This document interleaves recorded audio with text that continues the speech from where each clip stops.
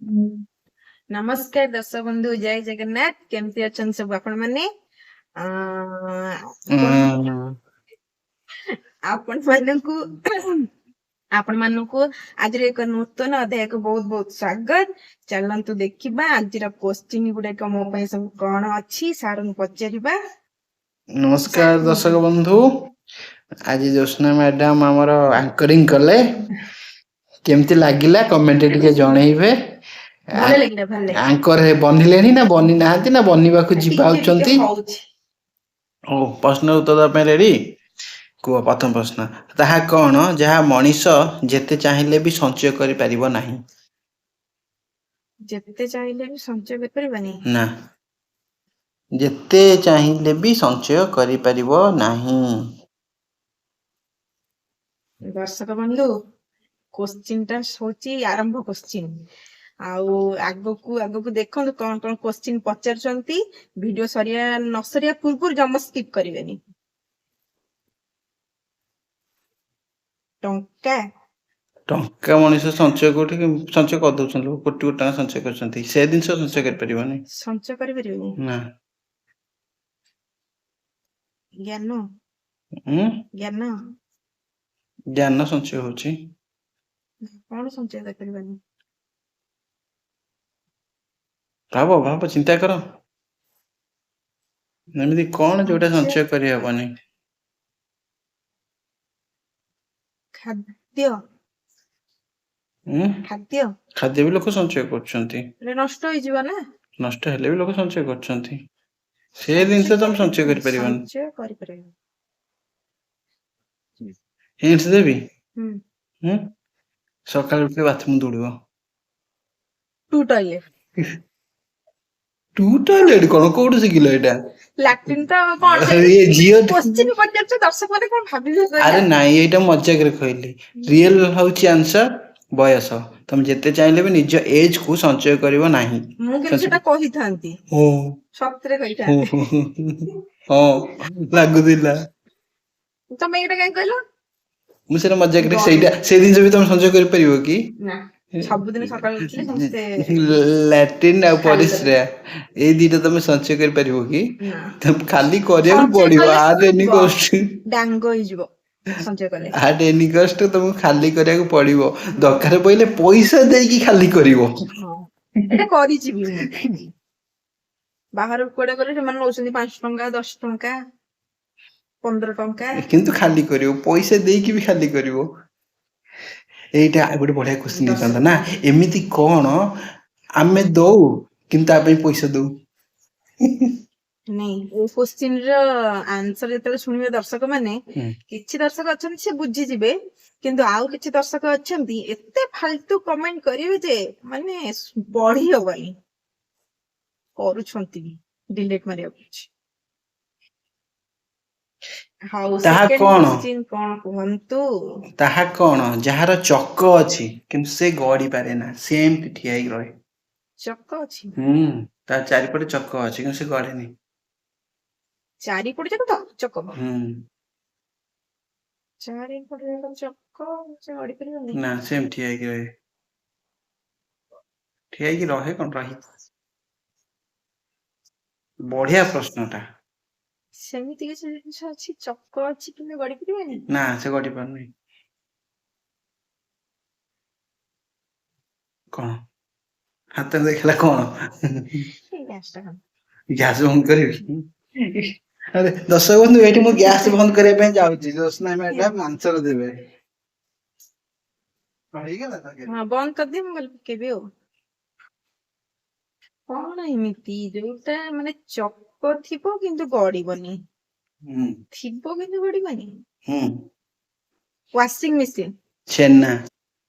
Washing machine ଗଡୁନି କି? ଏଇଟା ଗୋଟେ ବଢିଆ ପ୍ରଶ୍ନ, ମୁଁ କହିବି? ଗାଡି? ନା, ଗାଡି କଣ ଗଡୁନି କି? ଚଲେଇଲେ ସିନା ଗଡିବ। ହଁ, ସେ ଠେଲିଲେ ବି ଗଡିବ, ତାକୁ ଠେଲିଲେ ବି ସେ ଗଡିବନି। କଣ କହିଲ? କୋଣାର୍କ ମନ୍ଦିର। ଓହୋ। କାଇଁ ଏମିତି କହୁନ? ଓହୋ। ସେଟା କହିପାରିନଥାନ୍ତି। ହଉ, ତୃତୀୟ ପ୍ରଶ୍ନ। କୁହନ୍ତୁ। ଦର୍ଶକ ବନ୍ଧୁ, ପ୍ରଶ୍ନ ଗୁଡିକ କେମିତି ଲାଗୁଛି କମେଣ୍ଟରେ ଜଣେଇବେ। କେଉଁ ପଥର ପାଣିରେ ପଡ଼ିଲେ ପାଣି ଟକ୍ ଟକ୍ ହେଇ ଫୁଟେ? ପଥର ପଡିଲେ ପାଣି ଟକଟକ ପଡିବ। ହୁଁ। କେଉଁ ପଥର ପାଣିରେ ପଡ଼ିଲେ ପାଣି ଟକ୍ ଟକ୍ ହେଇକି ଫୁଟେ? ଏଇଟା ଆପଣଙ୍କର ତୃତୀୟ ପ୍ରଶ୍ନ। ଏଇ ପ୍ରଶ୍ନର ଉତ୍ତର ଦେଲେ ପାଇବେ 1,00,000 ଟଙ୍କା। ଗରମ ପଥର। ଗରମ ପଥର। ହଁ, ଗରମ ମାନେ ପଥରଟା ପୁରା ଖରାରେ ତାତି ଯାଇଥିବ, ତାକୁ ପାଣିରେ ପକେଇଲେ ସେ ବୁଡବୁଡ ହେଇକିରି ଉଠିବ। ନାଇଁ ପାଣିରେ ପକେଇଲେ ପାଣି ଗରମ ହବ, ପାଣି ଭୁରି ଉଠିବନି। ସେ ପତ୍ର ପାଣି ପଇଲା ମାନେ ପାଣି ଗରମ ହେଇଯିବ। କଣ ସେମିତି କୋଉଠି ହେଇଛି କରିକି ଟିକେ ଦେଖିବ ତ। ସେମିତି ହଉଛି ନା, ଯାଉଛ ବୁଲିବା ପାଇଁ ତପ୍ତ ପାଣି। ତ ପାଣି ସେଇଟା ଗୋଟେ। ହଁ, ପାଣି ସେଇ ପଥର ପଡିଛି ସେ ପାଣି ଭିତରେ ବୋଲି ସେ ପାଣି ଟକ୍ ଟକ୍ ହେଇ ଫୁଟୁଛି। ବରଫ ପତ୍ର। ଦର୍ଶକ ବନ୍ଧୁ, ଆପଣଙ୍କ ଯଦି ଗରମ ପାଣିରେ ଗାଧେଇବାର ଅଛି ବରଫ ପକେଇ ଗାଧେଇବେ। ଦର୍ଶନ ମ୍ୟାଡାମ କହିଲେ ବରଫ ପଥର। ତପ୍ତ ପାଣି ଯୋଉ ପଥର ଗୁଡା କି ପଥର ସେଟା? ଯଦି ମୁଗୁନି ପଥର। ହଁ ନାଇଁ ଆମର ଗ୍ରାନାଇଟ ପଥର। ମାର୍ବଲ ପଥର। ନାଇଁ, ଶଙ୍ଖ ମଲ୍ଲ ପଥର। ଆରେ କୁହ, ମୁଁ କହିପାରିବିନି। ଚୂନ ପଥର। ଚୂନ ପଥର। ହୁଁ। ସେଇଗୁଡା ଯୋଉ ତପ୍ତ ପାଣି ପଡିଛି ଚୂନ ପଥର। ଆରେ ତଳେ ଚୂନ ଥିଲେ ପାଣି ଯୋଉଠି ଫୁଟିବ। ଆମର ଇଏ ହୁଏ ଝରେ, ସେଇ ଜାଗାରେ ଯେ ଚୂନ ଥିବ ତାହେଲେ ଗରମ ପାଣି ବାହାରେ। ଆଜ୍ଞା। ତମେ ଚୂନ ପଥର ଗୋଟେ ବାଲ୍ଟି ପାଣିରେ ପକେଇ ଦଉନ, ପାଣି ଟକ୍ ଟକ୍ ହେଇ ଫୁଟିବ। ହଁ, ମୁଁ ଦେଖିଛି।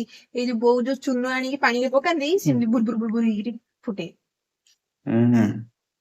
ଦର୍ଶକ ବନ୍ଧୁ, ଏଥରକ ଆପଣଙ୍କୁ ଯଦି ଶୀତ ଦିନେ ଗରମ ପାଣିରେ ଗାଧେଇବାକୁ ଇଚ୍ଛା ହେଲା, ଜ୍ୟୋତ୍ସ୍ନା ମ୍ୟାଡାମ କହିଛନ୍ତି ବରଫ ପଥର ପକେଇ ଗାଧେଇବେ। ଆଜ୍ଞା।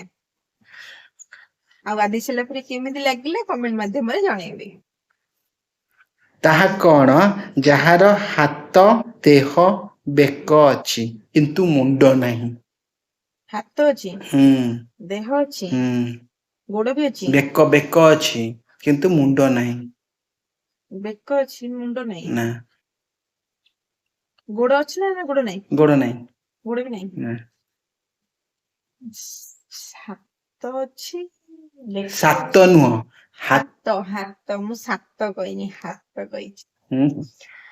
ସତରେ ମୁଁ ହାତ କହିଛି। ଏ କଣ କ୍ୟାମେରା ଆଗରେ ମୋର ଖାଲି ଭୁଲ ବାଛୁଛନ୍ତି। ହାତ ଅଛି, ଶୁଣାଗଲା। ଦେହ ଅଛି, ଆଉ ବେକ ବି ଅଛି, କିନ୍ତୁ ମୁଣ୍ଡ ନାହିଁ। Shirt, ଜେନ୍ସ shirt. ଠିକ ଉତ୍ତର। ସେ କେଉଁ ଫଳ, ଏଇଟା ଶେଷ ପ୍ରଶ୍ନ, ସେ କେଉଁ ଫଳ ଯିଏ ସବୁବେଳେ ରାଗରେ ଥାଏ? ଫଳ? ଫଳ ରାଗରେ ଥାଏ? ଫଳ ରାଗରେ ଥାଏ? ରାଗିକି ପୁରା ନାଲି ହେଇକି ଥାଏ ସେ। ତରଭୁଜ? ହଁ, ତରଭୁଜ ରାଗିକି। ରାଗରେ କୋଉ ଫଳ ଥାଏ? ଫଳ, ପଣସ? ହଁ, ପଣସ ପୁରା ରାଗରେ ରହେ।